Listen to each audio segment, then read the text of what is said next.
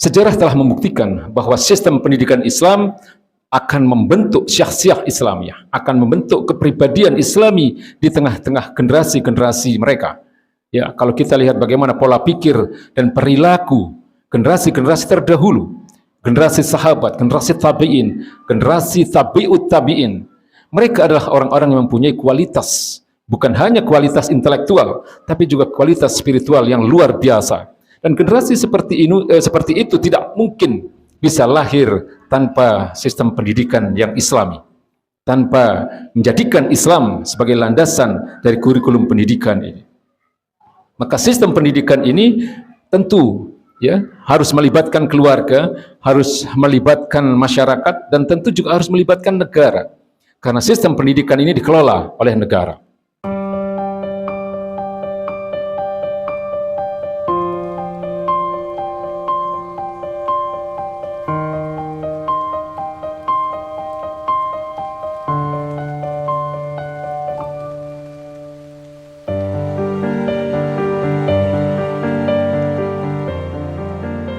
Hadirin ma'asyiral muslimin yang dirahmati Allah Subhanahu wa taala.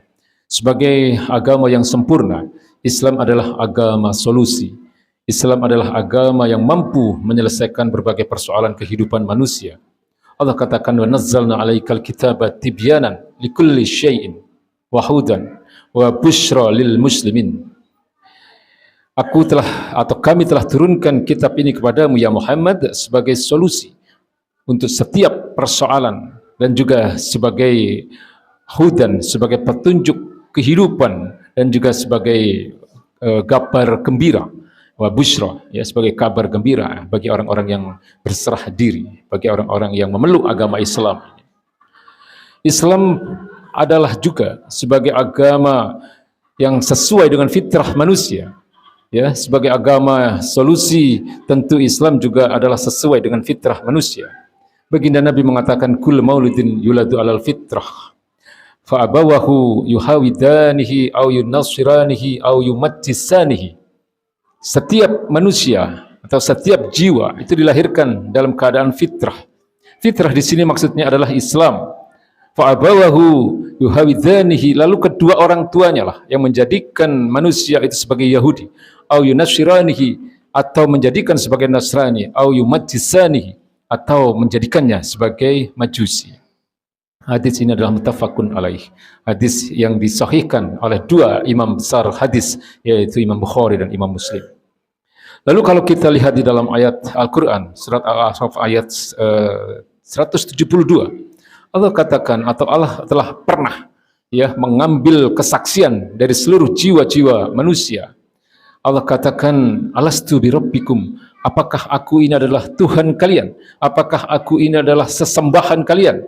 Lalu kemudian seluruh jiwa manusia, mulai dari Nabi Adam sampai nanti orang terakhir yaumil akhir nanti, mereka semua mengatakan atau qalu bala syahidna.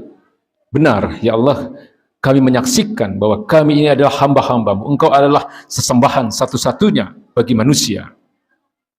Maka kalau kita melihat hadis ataupun ayat-ayat ini, maka seharusnya manusia itu haruslah dia itu menjadikan Islam sebagai solusi atas seluruh problematika kehidupan mereka.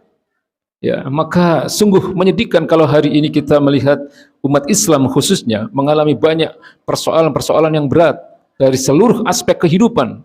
Umat Islam tidak mengalami keadilan dalam persoalan ekonomi, juga dalam persoalan hukum, dalam persoalan politik. Ya, umat Islam banyak sekali mengalami ketidakadilan, banyak sekali mengalami masalah-masalah yang besar.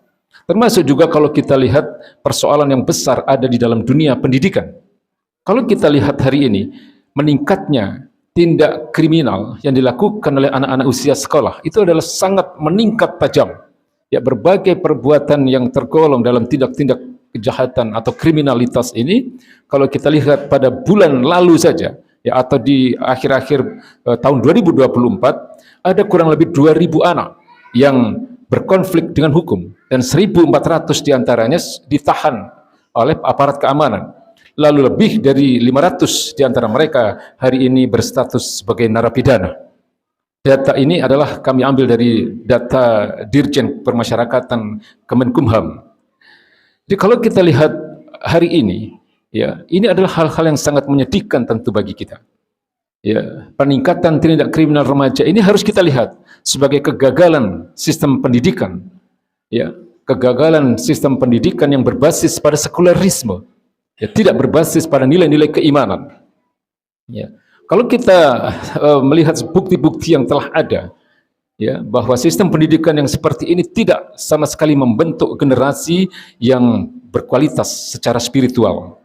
Ya, pendidikan yang seperti ini tidak membentuk generasi yang beriman dan bertakwa.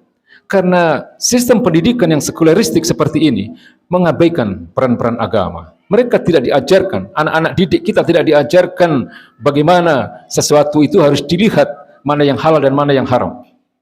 Sistem sekularistik memang seperti itu.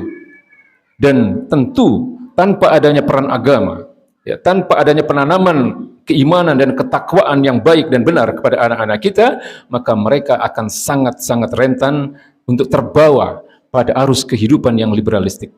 Arus kehidupan yang memperbolehkan apapun tanpa memandang halal dan haram.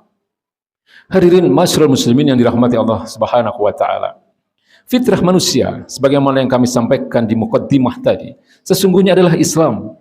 Tetapi hari ini sistem pendidikan dan lingkungan sekuler yang ada di tengah-tengah manusia, mereka telah kehilangan fitrah mereka sebagai hamba-hamba Allah Subhanahu wa taala.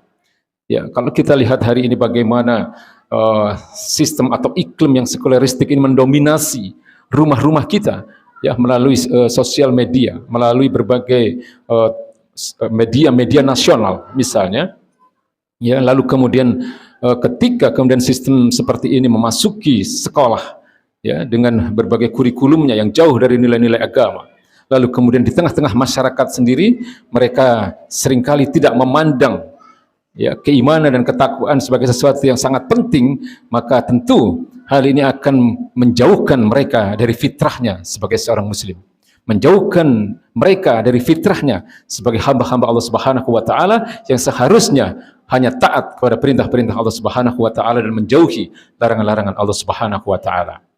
Dan lingkungan yang tidak islami seperti ini akan menjadikan mereka jauh dari agama. Dan sistem pendidikan sekuler yang hari ini menjadikan anak-anak kita telah menjalankan berbagai macam bentuk kemaksiatan, berbagai macam bentuk kriminalitas, harus kita akui telah gagal menjaga fitrah mereka, menjaga fitrah anak-anak kita ini sebagai seorang muslim yang seharusnya mempunyai keimanan dan ketakwaan yang baik. Akibatnya hari ini bisa kita lihat sebagaimana di awal tadi kami sampaikan, banyak hari ini remaja-remaja kita, anak-anak usia sekolah justru terjerumus dalam berbagai tindak kriminal yang kemudian justru menjadikan mereka larut di dalam berbagai hal-hal yang nilai atau yang erat sekali dengan nilai-nilai liberalistik. Kalau kita lihat misalnya mayoritas pengguna judi online misalnya, kalau kita lihat mayoritas pengguna pinjaman-pinjaman online itu justru anak-anak muda. Ya, anak-anak muda yang seharusnya dalam usia-usia seperti itu mereka dididik dan dibina dengan agama yang benar sehingga mereka akan tumbuh menjadi generasi-generasi yang berkualitas. Hadirin ma'asyiral muslimin yang dirahmati Allah Subhanahu wa taala. Dominasi sistem pendidikan sekuler ini sesungguhnya adalah merupakan malapetaka yang besar bagi anak-anak kita, bagi remaja-remaja harapan kita. Kurikulum pendidikan yang hanya fokus pada orientasi duniawi tanpa menanamkan nilai-nilai ukhrawi akan melahirkan generasi-generasi yang jauh dari agama, generasi yang tidak memahami mana yang halal dan mana yang haram. Maka tanpa perubahan yang mendasar dalam kurikulum sistem pendidikan, generasi kita ini akan kehilangan fitrahnya sebagai muslim-muslim yang taat, sebagai muslim-muslim yang mempunyai keimanan dan ketakwaan yang baik. Sejarah telah membuktikan bahwa sistem pendidikan Islam akan membentuk syakhsiah Islamiyah, akan membentuk kepribadian Islami di tengah-tengah generasi-generasi mereka.